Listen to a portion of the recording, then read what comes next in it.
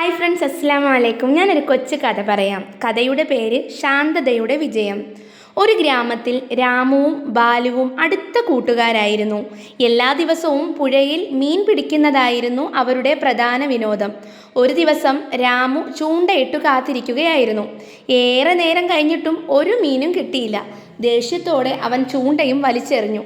എൻ്റെ ഭാഗ്യം ഇത്രയേ ഉള്ളൂ, എത്ര ശ്രമിച്ചാലും ഒരു മീൻ പോലും കിട്ടുന്നില്ല, രാമു വിഷമത്തോടെ പറഞ്ഞു. ബാലു അവനെ സമാധാനിപ്പിച്ചു. വിഷമിക്കേണ്ട രാമു, ചില ദിവസങ്ങളിൽ ഇങ്ങനെ സംഭവിക്കാറുണ്ട്, നാളെ വീണ്ടും ശ്രമിക്കാം. പിറ്റേ ദിവസവും അവർ പുഴയിൽ പോയി. രാമു വീണ്ടും ചൂണ്ടയിട്ടു. അന്നും അവന് മീനൊന്നും കിട്ടിയില്ല. ബാലുവിൻ്റെ ചൂണ്ടയിൽ നിറയെ മീനുകൾ ഉണ്ടായിരുന്നു. രാമുവിന് ദേഷ്യം സഹിക്കാനായില്ല.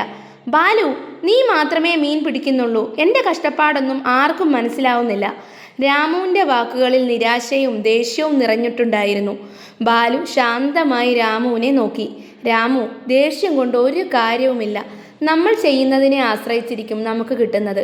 ക്ഷമയോടെ പ്രവർത്തിക്ക്, അപ്പോളേ നല്ല ഫലം കിട്ടൂ. രാമുവിന് ബാലുവിൻ്റെ വാക്കുകൾ മനസ്സിലായി. അവൻ തൻ്റെ ദേഷ്യം നിയന്ത്രിച്ചു. പിന്നീട് ക്ഷമയോടെയും ശ്രദ്ധയോടെയും ചൂണ്ടയിടാൻ തുടങ്ങി. കുറച്ച് ദിവസങ്ങൾ കഴിഞ്ഞപ്പോൾ രാമുവിനും നല്ല മീനുകൾ കിട്ടിത്തുടങ്ങി. ഈ കഥയിലൂടെ ബാലു രാമുവിനെ ശാന്തതയുടെയും ക്ഷമയുടെയും പാഠം പഠിപ്പിച്ചു. ദേഷ്യം ഒരു പ്രശ്നത്തിന് പരിഹാരമല്ലെന്നും ക്ഷമയോടെയും വിവേകത്തോടെയും പ്രവർത്തിച്ചാൽ ഏത് ബുദ്ധിമുട്ടുകളെയും മറികടക്കാൻ സാധിക്കുമെന്നും ബാലു മനസ്സിലാക്കി കൊടുത്തു. കഥ ഇഷ്ടപ്പെട്ടാൽ എല്ലാവരും ലൈക്കും ഷെയറും സബ്സ്ക്രൈബും ചെയ്യുക. താങ്ക്